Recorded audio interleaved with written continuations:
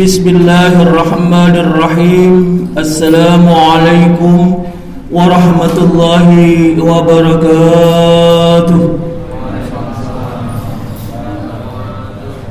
Alhamdulillahilladzi arsala rasulahu bil huda wa dinil haqq liyudhhirahu 'ala dini kullihi wa kafa billahi shahida. Ashhadu an la ilaha illallah wahdahu la syarika lah wa ashhadu anna Muhammadan abduhu wa rasuluhu la nabiyya ba'dah. Allahumma salli wa sallim wa barik ala sayyidina Muhammadin wa ala alihi wa ashabihi ajma'in. Wa qala ta'ala fi kitabil karim, a'udzu billahi minasy syaithanir rajim. Bismillahirrahmanirrahim. Ya ayyuhalladzina amanu kutiba 'alaikumus syiyam kama kutiba 'alal ladzina min qablikum la'allakum tattaqun. Qala Rasulullah sallallahu alaihi wasallam, man shama Ramadan imanan wa ihtisaban ghufira lahu ma taqaddama min dhanbi. Wa qala aidan, innal ladzina amanu wa 'amilus salihati falahum ajrun ghairu mamnun. Shadaqallahu nabi. Hadirin saimin dan saimat dimuliakan oleh Allah, puji syukur kita panjatkan pada Allah Subhanahu wa taala, di mana di malam hari ini kita masih merasakan karunia rahmat yang Allah berikan kepada kita, sehingga kita pada malam hari ini masih dapat melaksanakan seluruh aktivitas kewajiban kita. Selawat serta salam semoga curahkan kepada Rasulullah SAW, serta keluarganya, sahabatnya, dan juga kepada mengikut yang masih qamah pada ajarannya sampai akhir zaman. Hadirin saimin dan saimat yang dimuliakan oleh Allah, alhamdulillah pada malam hari ini kita telah berada di malam yang ke-6 di bulan suci Ramadan. Ramadan adalah sebuah bulan yang sangat dinanti-nantikan kehadirannya. Ramadan adalah sebuah bulan yang sangat dinanti-nantikan kedatangannya, khususnya bagi orang-orang yang beriman kepada Allah Subhanahu wa taala. Karena Ramadan ini merupakan satu anugerah atau karunia yang diberikan oleh Allah Subhanahu wa taala kepada umat Muhammad Rasulullah SAW. Karena kalau umat yang lainnya itu diberi oleh Allah Subhanahu wa taala umur-umur yang panjang, bahkan sampai 200 tahun, 300 tahun. Nabi Nuh aja umurnya sampai 900 tahun. Bahkan Nabi Adam aja umurnya sampai 2000 tahun. Sungguh panjang-panjang umurnya. Tapi untuk umat Muhammad Rasulullah SAW, umurnya kalau kita perhatikan tidak ada yang lewat dari tahun 2000 ke bawah ini, nggak ada yang lewat dari 90 tahun. 80, 70, 50, 40 sudah dipanggil oleh Allah Subhanahu wa taala. Ramadan juga merupakan sangat luar biasa. Orang yang ada di dalam kuburan, Ibu, Pak, di bulan Ramadan ini minta kepada Allah, ya Allah, bangkitkanlah kami ya Allah di bulan Ramadan aja ya Allah. Kami akan sholat, kami akan puasa, kami akan infak, zakat dan sedekah ya Allah. Kembalikan kami ya Allah dalam sekejap ya Allah. Tapi kata Allah, itulah sudah ketentuan yang aku berikan kepadamu. Orang yang sudah meninggal, orang yang sudah dipanggil oleh Allah Subhanahu wa taala tidak akan kembali lagi ke alam jagat raya ini. Nah, kita yang masih dikesempatan oleh Allah Subhanahu wa taala, kenapa Ramadan kita tidak maksimalkan untuk beribadah kepada Allah Subhanahu wa taala? Karena Allah Subhanahu wa taala di bulan Ramadan ini menyediakan pahala dan ganjaran yang berlipat-lipat ganda. Kenapa? Karena umur umat Muhammad Rasulullah SAW itu umurnya pendek-pendek. Oleh sebab itu diberikanlah kemuliaan oleh Allah Subhanahu wa taala. Dalam 1 tahun Allah berikan kemuliaan kepada umat Muhammad Rasulullah SAW, yaitu bertemunya dengan bulan Ramadan. Alhamdulillah di tahun 1442 Hijriah ini kita masih dikesempatan oleh Allah Subhanahu wa taala untuk bertemu dengan Ramadan. Oleh sebab itu, mari kita maksimalkan 1 bulan ini untuk beribadah kepada Allah Subhanahu wa taala. Karena apa? Bisa enggak umur kita bisa bertemu dengan Ramadan di tahun 1443 Hijriah yang akan datang. Enggak ada yang bisa menjamin kecuali Allah Subhanahu wa taala. Oleh sebab itu, mari kesempatan Ramadan di tahun ini merupakan tahun yang luar biasa yang Allah berikan kepada kita. Tahun kemarin kita nggak bisa sholat tarawih, ya, sholat tarawih dikejar-kejar. Alhamdulillah sekarang kita diperbolehkan oleh pemerintah untuk dapat melaksanakan sholat tarawih bersama handatolan kita di masjid atau di mushola. Mari kita maksimalkan. Mari kita gunakan protokol kesehatan kita. Kita gunakan masker. Saya juga pakai masker, Bu. Ada masker ini. Ya, pakai masker, Bu. Pakai masker, kemudian cuci tangan, kemudian menjaga jarak. Mudah-mudahan itu dalam rangka kita mencegah penularan wabah corona ini. Karena yang namanya virus itu ada di mana-mana, Bu. Oleh sebab itu, mari dalam rangka kita meningkatkan ibadah kita kepada Allah Subhanahu wa taala. Mudah-mudahan Ramadan tahun ini Allah Subhanahu wa taala memberikan keberkahan kepada kita semua. Hadirin, saimin dan saimat dimuliakan oleh Allah. Di dalam Al-Qur'an itu ada sebuah ayat yang mungkin ayat ini kita sudah menghafalnya di luar kepala. Bahkan mungkin di setiap sholat kita selalu membacanya, yaitu surat At-Tin. Di dalam surat At-Tin ini ada sebuah ayat menyatakan, innal ladzina amanu wa 'amilus solihati falahum ajrun ghairu mamnun. Yaitu ada orang-orang yang beriman, kata Allah Subhanahu wa taala, innal ladzina amanu, yaitu orang-orang yang beriman, wa 'amilus solihat, kemudian beramal soleh, maka kata Allah Subhanahu wa taala, falahum ajrun ghairu mamnun, bagi mereka ganjaran yang terus mengalir. Ganjaran-ganjaran yang manakah yang terus mengalir kepada kita walaupun kita telah meninggalkan alam jagat raya ini tahunan atau puluhan tahun. Kata Rasulullah SAW, idza mata ibnu Adam in qata'a amaluhu illa min salasin. Kata Rasulullah, apabila ibnu Adam wafat, apabila ibnu Adam atau anak Adam, atau bila mungkin kita meninggalkan alam jagat raya ini, semua amaliyah ibadah kita akan terputus.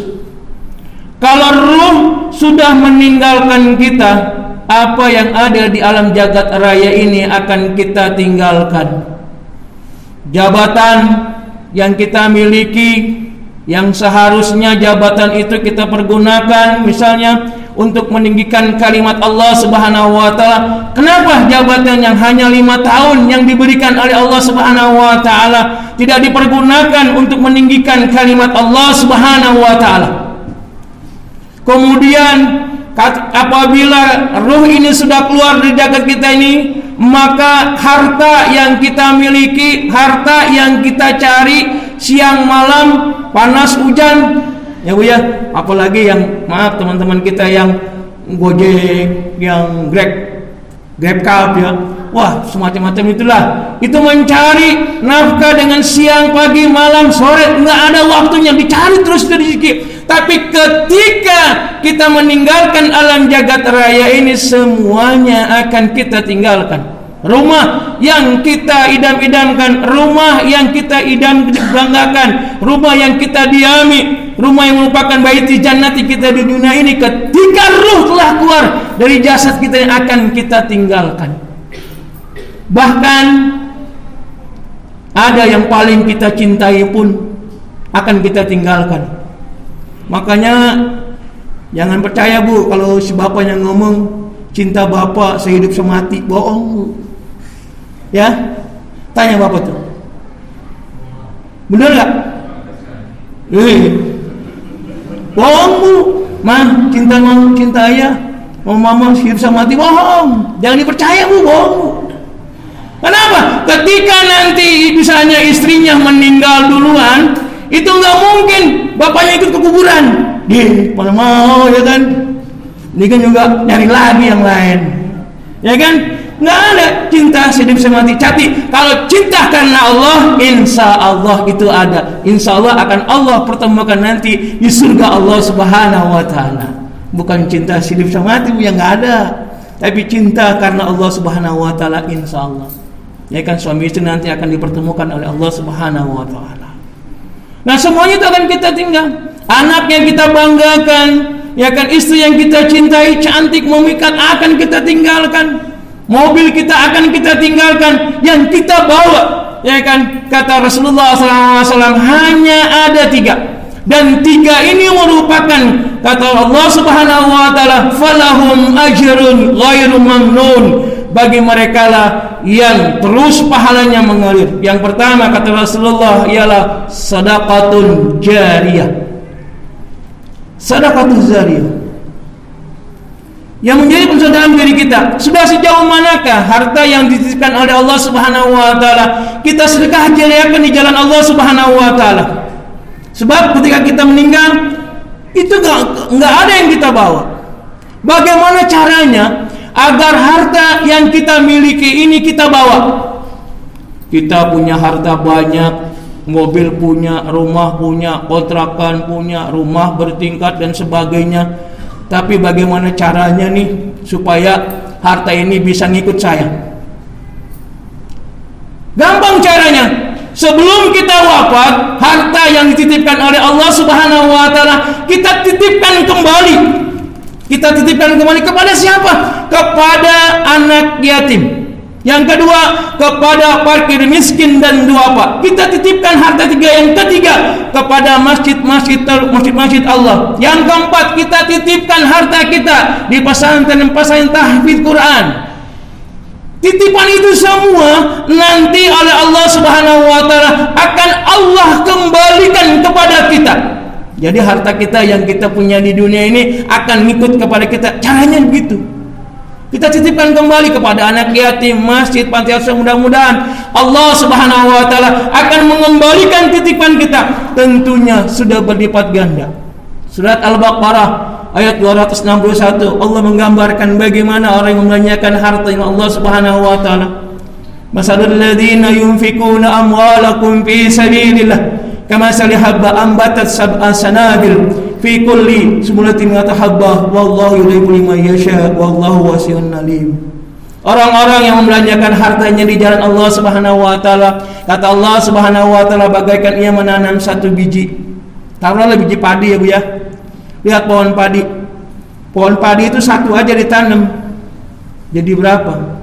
Kata Allah, aku akan tumbuhkan dari 1 biji itu, yaitu 7 batang pohon. Dari 7 batang pohon itu aku berikan, kata Allah Subhanahu wa taala, 1 tangkai pohon itu ialah 100 biji. Berarti 700 kali lipat ganjaran yang akan kita terima dari Allah Subhanahu wa taala. Mari kita fastabiqul khairat, berlomba-lomba membelanjakan harta kita dari Allah Subhanahu wa taala, apalagi di bulan Ramadan ini.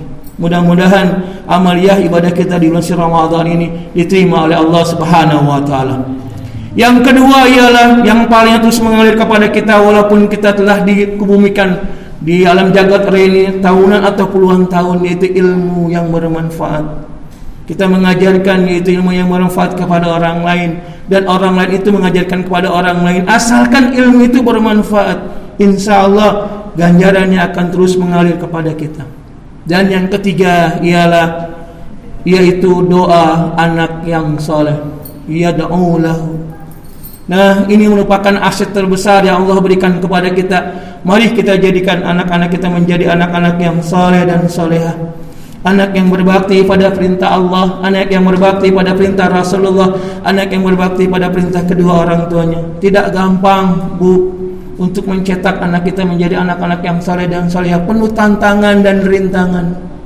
Apalagi kita hidup di kota Jakarta ini, yang namanya narkoba sudah enggak ada lagi ngumpet-ngumpet, sekarang sudah ada di depan mata kita. Yang namanya pornografi itu udah ngumpet-ngumpet, sekarang tinggal pencet keluar. Ya Bu ya. Coba sekarang mana ada sih anak-anak kita nggak punya HP? Bohong. Kalau anak kita nggak punya HP, bohong. Ya. Sekarang HP itu udah kayak kacang goreng kalau kata orang mah. Ya Allah, mari kita manfaatkanlah HP itu untuk mendekatkan diri kita kepada Allah Subhanahu wa taala. Kita ajarkan anak-anak kita untuk mendekatkan diri kepada Allah Subhanahu wa taala. Ini aset terbesar yang diberikan Allah kepada kita. Kita akan menyesal nanti kita banyak anak, tapi ketika kita meninggalkan alam jagat raya ini, ketika kita kaku menjadi mayat, tidak ada satupun anak kita yang bisa memandikan kita. Tidak ada satupun anak kita yang bisa mengkafani kita. Apakah kita tidak menyesal? Tidak ada satupun anak kita yang bisa mensolatkan kita. Tidak ada satupun anak kita yang bisa menaruh jenazah orang tuanya di liang lahat. Apakah kita sebagai orang tua tidak menyesal? Punya anak banyak, ada gelarnya profesor, doktor, SE dan sebagainya. Sekolah kita tinggi sampai S3 dan sebagainya. Tapi ketika orang tuanya terbujur menjadi mayat, dia mencari orang untuk mendoakan orang tuanya. Dia mencari orang untuk mengkafani orang tuanya. Dia mencari orang untuk menaruh jenazah orang tuanya di liang lahat. Padahal itu merupakan bakti terakhir kita kepada orang tua. Sebab itu mari jadikanlah anak-anak kita menjadi anak-anak yang saleh dan salehah. Ini aset terbesar yang diberikan oleh Allah Subhanahu wa taala, yang kata Allah Subhanahu wa taala, falahum ajrun ghairu mamnun. Bagi mereka lah yang terus pahalanya mengalir kepada mereka semua, yaitu orang-orang yang beriman dan beramal saleh. Yaitu mudah-mudahan di Ramadan kali ini hati kita terbuka untuk kita dapat sedikit menjariahkan harta kita di jalan Allah Subhanahu wa taala. Yang kedua, kalau memang kita punya ilmu, kita amalkan kepada orang lain. Yang ketiga, kalau memang kita sudah dikaruniai putra dan putri, jadikanlah putra dan putri kita menjadi anak-anak yang saleh dan salehah. Dan mudah-mudahan juga di Ramadan tahun ini kita diberikan kesabaran oleh Allah Subhanahu wa taala di tengah-tengah wabah 19 ini. Mudah-mudahan ibadah kita diterima oleh Allah Subhanahu wa taala. Dan kita berdoa kepada Allah Subhanahu wa taala, saudara-saudara kita, teman-teman kita yang tahun ini tidak berjumpa, tidak dipertemukan dengan Allah di bulan Ramadan dikarenakan sudah dipanggil oleh Allah karena wabah ini, kita doakan amal ibadah mereka semuanya diterima oleh Allah Subhanahu wa taala. Dan juga kita berdoa kepada Allah Subhanahu wa taala agar kita diberikan kesehatan, agar kita diberikan kekuatan, ketawakalan, sehingga dapat menjalankan serangkaian ibadah Ramadan ini dengan penuh keimanan dan ketakwaan kita kepada Allah Subhanahu wa taala. Ini dapat sampaikan pada kesempatan tarawih pada hari ini. Mudah-mudahan Allah Subhanahu wa taala sekali memberikan kekuatan kepada kita semua sehingga kita dapat menyelesaikan ibadah Ramadan sampai nanti 1 Syawal. Billahi taufiq wal hidayah. Wassalamualaikum warahmatullahi wabarakatuh.